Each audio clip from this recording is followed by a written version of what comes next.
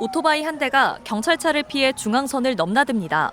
교통신호등이 빨간불인데도 아랑곳하지 않고 그대로 내달립니다. 번호판을 달지 않은 무등록 오토바이입니다.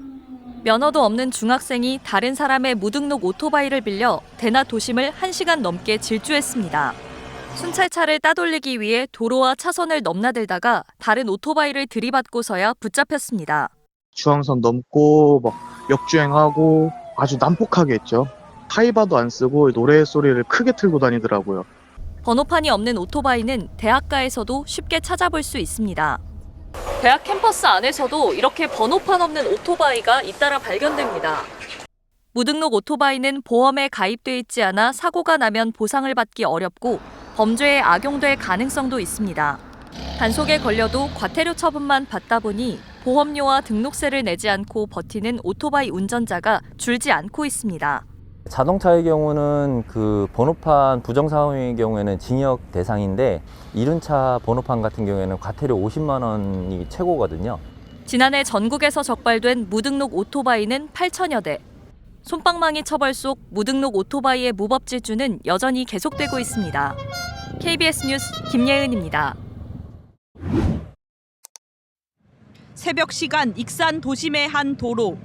오토바이를 탄 무리가 시끄럽게 경적을 울립니다. 초록불에 길 건너려는 시민이 있는데도 신호 위반을 하며 아슬아슬하게 비켜갑니다. 곳곳에서 비명 소리가 나지만 아랑곳하지 않고 중앙선을 넘고 역주행도 서슴지 않습니다. 그런데 오토바이 뒤편을 자세히 보니 번호판이 없습니다. 단속을 피하려고 범행 직전 일부러 뗀 겁니다. 2시간가량 이어진 위험천만한 고개 운전에 교통법규 위반만 50여 차례. 조사 결과 이들은 모두 10대인 것으로 드러났습니다. 경찰은 지난 7월과 8월 두 차례에 걸쳐 익산 시내에서 무면허 난폭 운전을 한 혐의로 10대 10명을 붙잡았습니다. 번호판이 없어 수사 초기 어려움을 겪었지만 CCTV 분석과 목격자 탐문 등을 통해 도주 경로와 용의자 신원을 파악했습니다. 번호판이 없다고 해서 절대 검거를 하지 못할 것이다. 이렇게 이제 안일하게 생각할 수도 있는데 저희들이 어디로 분명히 들어온 자리가 있고 나가는 길목이 있기 때문에 익산 시내에 있는 CCTV를 한 50여 대를 다 분석을 했습니다.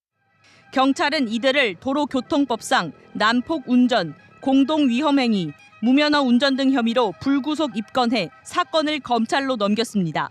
KBS 뉴스 김규희입니다.